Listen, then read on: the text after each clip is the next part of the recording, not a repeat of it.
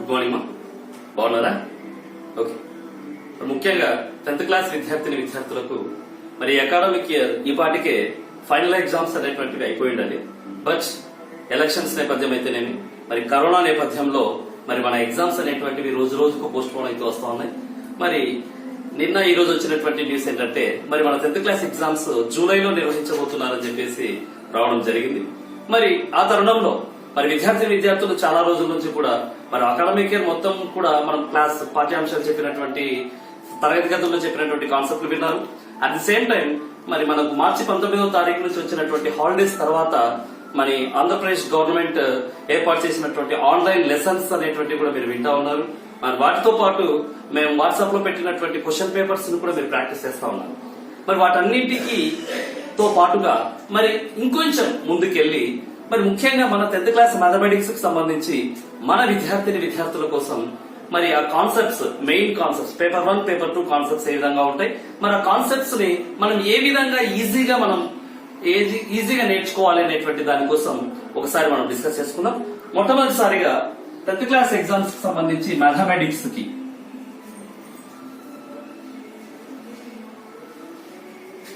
Mathematics లో మరి ముఖ్యంగా మనకు పేపర్ 1 అనేటువంటి కాన్సెప్ట్ కనుక తీసుకున్నట్లయితే పేపర్ 1 లో ముఖ్యంగా ఫస్ట్ కాన్సెప్ట్ వచ్చేసి రియల్ నంబర్స్ అంటే వాస్తవ సంఖ్యలు.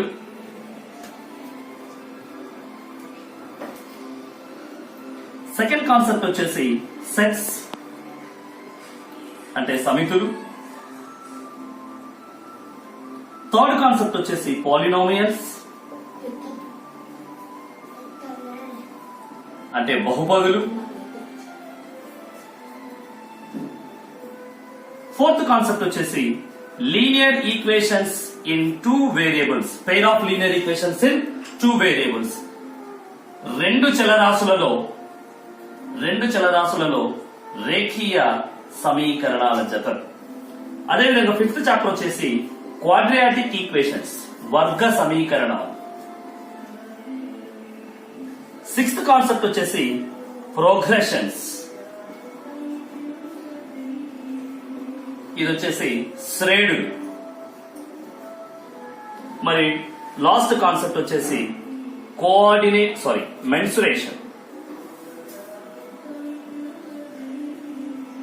మెన్సురేషన్. క్షేత్ర మితి.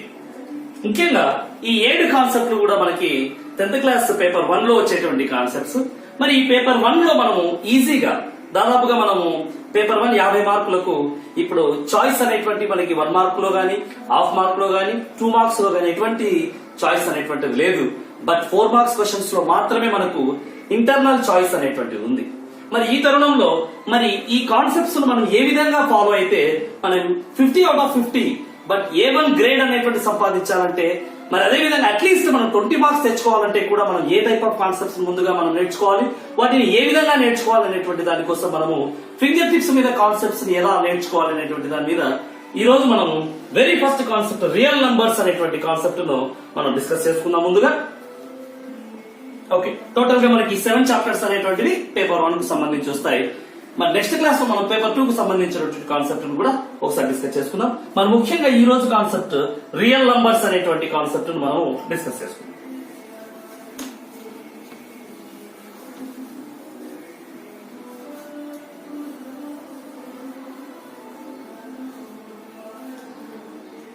రియల్ నంబర్స్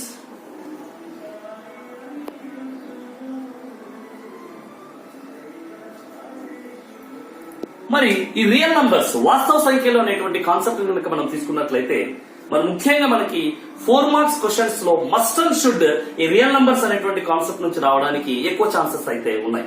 మరి ఏ టైప్ ఆఫ్ క్వశ్చన్స్ రావడానికి అవకాశం ఉంది? మరి ముఖ్యంగా మనకు రియల్ నంబర్స్ అనేటువంటి కాన్సెప్ట్ లో వెరీ ఫస్ట్ ఛాన్స్ ఉన్నటువంటిది ఏంటంటే టు ప్రూవ్ ఇరేషనల్ నంబర్, అంటే కరణీయ సంఖ్యలు అని నిరూపించండి అనేటువంటిది వస్తుంది అన్నమాట. ప్రూవ్ ఇరేషనల్ నంబర్స్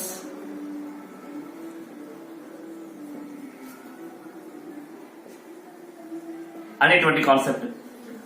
రెండో కాన్సెప్ట్ వచ్చేసి మరి మనకు వెరీ ఫస్ట్ ఎక్సర్సైజ్ లో యూక్లిడ్ డివిజన్ లెమ్మా ను ఉపయోగించి మనము అక్కడ ఫస్ట్ ఎక్సర్సైజ్ లో మనకు 3 ప్రాబ్లమ్స్ ఉన్నాయి. ఆ ప్రాబ్లమ్స్ కూడా వచ్చేటువంటి అవకాశాలు ఉంటాయి. So by the using of Euclid's division lemma.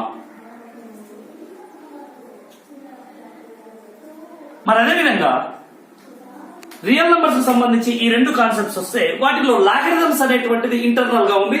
మరి ఆ లాగరిథమ్స్ లో కూడా ఒకటి మనకు 4 మార్క్స్ క్వశ్చన్ రావడానికి ఎక్కువ అవకాశం అనేటువంటిది. ఈ 3 కాన్సెప్ట్లను కనుక మనం తరువైనట్లయితే తప్పనిసరిగా 4 మార్క్స్ క్వశ్చన్ అనేటువంటిది ఈ 3 కాన్సెప్ట్ల మీద వస్తుంది. Now today we are discussing about to prove irrational numbers, అంటే కరణీయ సంఖ్యలు అని నిరూపించడం ఎట్లా అనేటువంటి దాని గురించి ముందుగా మనం మాట్లాడుకుందాం.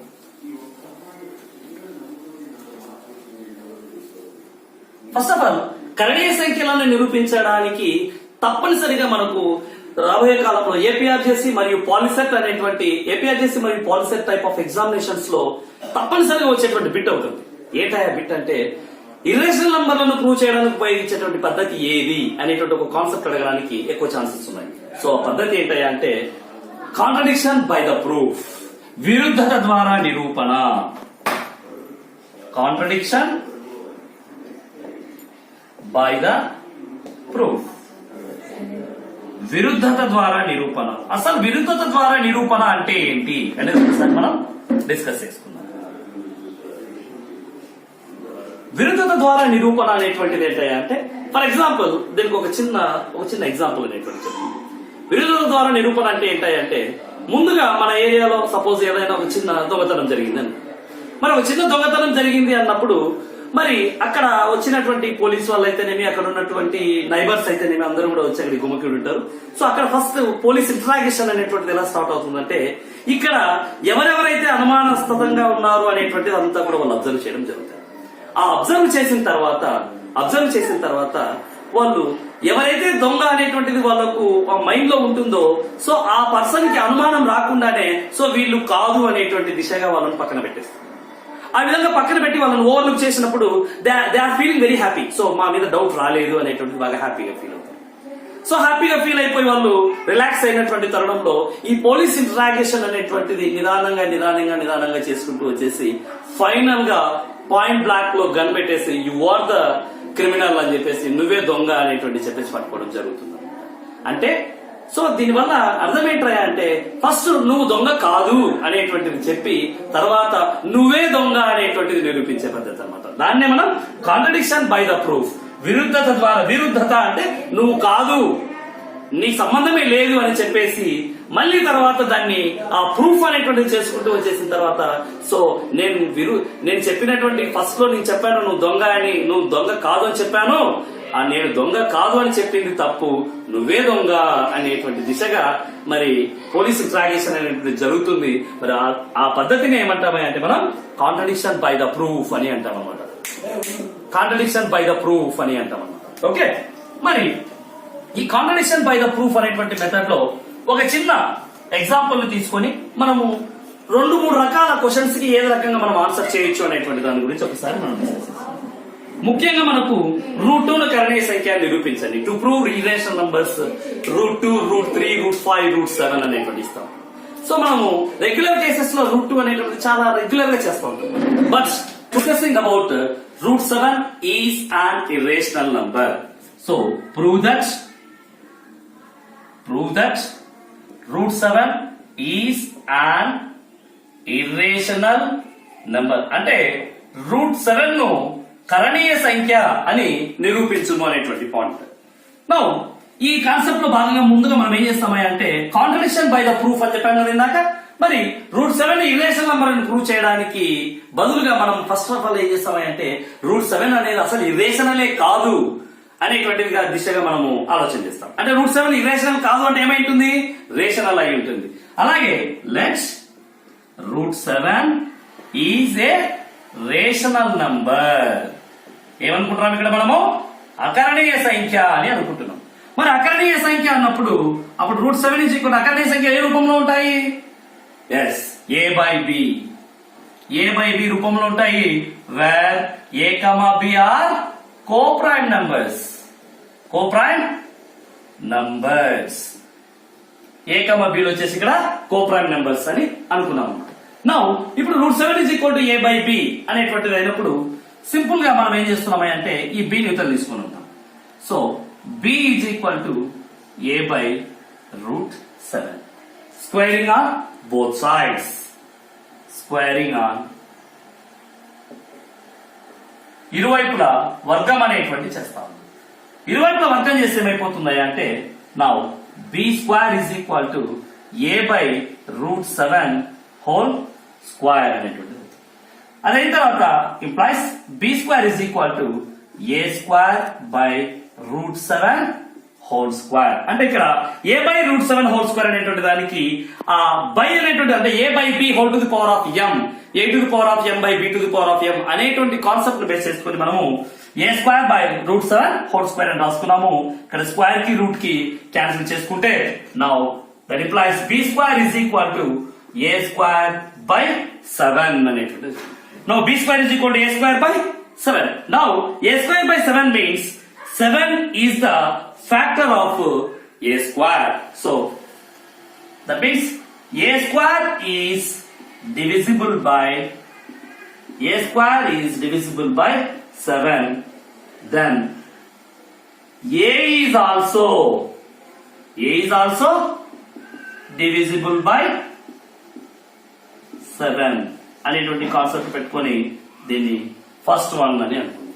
సో ఇక్కడ ఏమనుకుంటున్నాం మనం ఇక్కడ a square by 7 is equal to b square అనేటువంటిది ఉంది కాబట్టి now if a square is divisible by 7 then a is also divisible by 7 అనేటువంటిది దిశగా తీసుకున్న తర్వాత నెక్స్ట్ ఏం చేయాలి అనేటువంటిది అంటే ఇక్కడ b square is equal to a square by 7 వచ్చింది. now here let a is equal to 7c అని అనుకుంటాం. ఇక్కడ ఏదైతే ఉందో ఇక్కడ 7 ఉంటే మనం 7c అనుకోవాలి, 2 ఉంటే 2c అనుకోవాలి, 3 ఉంటే 3c అనుకోవాలి, 5 ఉంటే 5c. That is the common thing. So ఇక్కడ మనం ఏమనుకుంటాం 7 ఉంది కాబట్టి 7c అని అనుకుంటున్నాం. Now let a is equal to 7c then b square is equal to 7c whole square by 7 అనేటువంటిది అయిపోతుంది. Now b square is equal to 7 square means 49 into c square by 7. 7 1 is 7, 7 7 is 49. Now b square is equal to 7c square అనేటువంటిది అయిపోయింది. Now here b square is equal to 7c square. Now 7c square means 7 into c square. So is equal to యువతల 7 అనేటువంటిది ఉంది కాబట్టి ఈ 7 యువతలకి తీసుకొని వస్తే ఏమైపోతున్నాయి అంటే b square by 7 is equal to c square అనేటువంటిది అయిపోతుంది. దీన్ని సెకండ్ వన్ అని అనుకుంటాం. అంటే ఇక్కడ ఏం చెప్పాలి అంటే ఇక్కడ ఎలాగైతే a square by 7 ను if a square is divisible by 7 then a is also divisible by 7 అని ఏ విధంగా అయితే చెప్పామో ఇక్కడ కూడా if b square is divisible by 7 then b is also divisible by 7 అనేటువంటి దిశగా మనము దాన్ని సెకండ్ ఈక్వేషన్ కింద మనం తీసుకుంటాం అన్నమాట. ఆ విధంగా తీసుకున్న తర్వాత అంటే ఇక్కడ a కి 7 అనేటువంటి ఫ్యాక్టర్ గా ఉంది, b కి కూడా 7 అనేటువంటిది ఫ్యాక్టర్ గా ఉంది కాబట్టి దీన్ని కాసేపు ఇక్కడ రఫ్ చేసుకుందాం. నౌ ఫ్రమ్ 1 and 2 1, 2 నుండి ఏమైపోయింది 7 is a common factor of A and B అనేటువంటి దిశగా తీసుకున్నాం.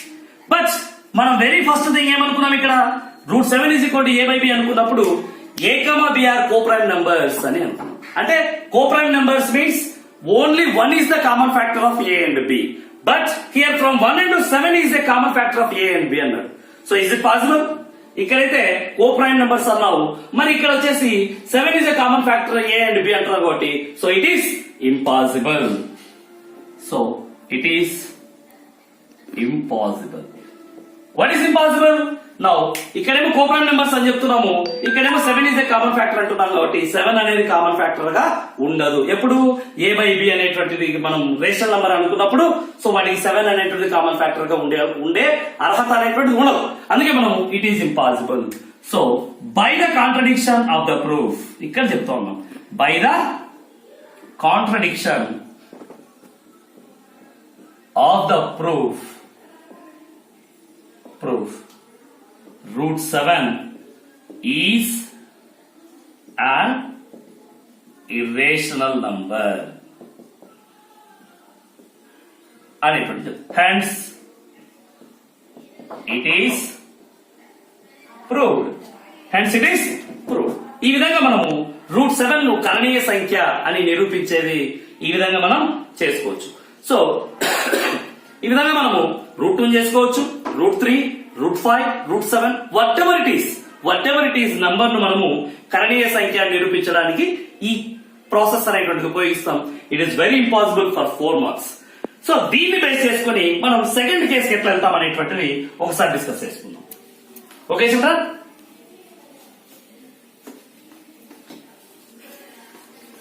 సో ఒకసారి మనము √2, √3, √5, √7 అనేటువంటిది ఇర్రేషనల్ నంబర్ అనేటువంటి ప్రూవ్ చేసేది కనుక బాగా నేర్చుకున్నట్లయితే సో సెకండ్ కేసులో ఒకవేళ మనము అప్లికేషన్ టైప్ ఆఫ్ క్వశ్చన్స్ మనకున్నటువంటి సిసిఈ మెథడ్ ప్రకారం అప్లికేషన్ టైప్ ఆఫ్ క్వశ్చన్స్ అడిగేటువంటి ఛాన్సెస్ ఎక్కువగా ఉంటాయి. సో ఫర్ ఎగ్జాంపుల్ ఎగ్జామినర్ ఎలా అడిగాడంటే to prove √5 1/√5 is an irrational number అని చెప్పి అడిగాడు. 1/√5 ఈజ్ అన్ ఇర్రేషనల్ నంబర్ అని అడిగాడు. సో అలాంటప్పుడు మనం ఇబ్బంది పడాల్సిన అవసరం లేదు. ఇందాక ఏ విధంగా అయితే మనం √7 ను ఇర్రేషనల్ నంబర్ అని ఎలాగైతే ప్రూవ్ చేశామో అలాగే యాజ్ యూజువల్ గా √5 కు ప్రాసెస్ అంతా కూడా కొనసాగించి ఫైనల్ గా so if here √5 is an irrational so 1/√5 is also an irrational and రాసేస్తే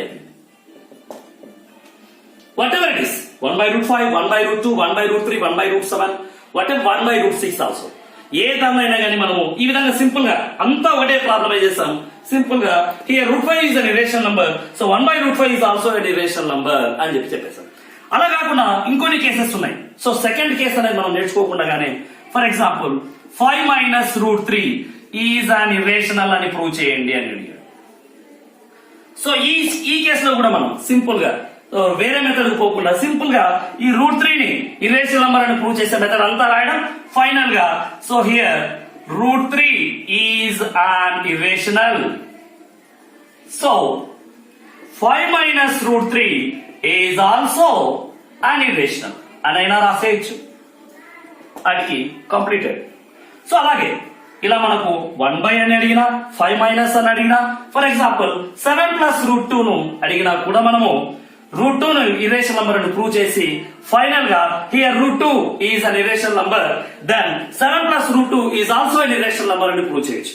అంటే ఇక్కడ మనం ఒక ప్రాబ్లం ను నేర్చుకోవడం వల్ల సో ఆ క్వశ్చన్ ని ఏ విధంగా 2-3 టైప్స్ ఆఫ్ లో మనకి ఏ క్వశ్చన్ అడిగినా గానీ మనం ఆన్సర్ చేయడానికి అవకాశం ఉంటుంది. కాబట్టి ప్రతి ఒక్కరు కూడా √2, √3, √5, √7 ఈ నంబర్స్ ని బాగా ప్రాక్టీస్ చేయండి. వీటితో పాటు అవసరమైతే √10 కూడా ప్రాక్టీస్ చేయండి. వీటిని బాగా ప్రాక్టీస్ చేసినట్లయితే ఈ టైప్ ఆఫ్ క్వశ్చన్స్ లో ఏ క్వశ్చన్ అడిగినా గానీ మనం ఆన్సర్ చేయడానికి అవకాశం ఉంటుంది. ఓకేనా? అండర్స్టాండ్? అర్థమైందా అందరికి? Okay, thank you. దీని నెక్స్ట్ క్లాస్ లో మనము √a + √b అనేటువంటి కాన్సెప్ట్ ని ఏ విధంగా ఇర్రేషనల్ నంబర్ అని ప్రూవ్ చేస్తాం అనేటువంటిది నెక్స్ట్ క్లాస్ లో మనం డిస్కస్ చేస్తాం. ఓకేనా? Thank you.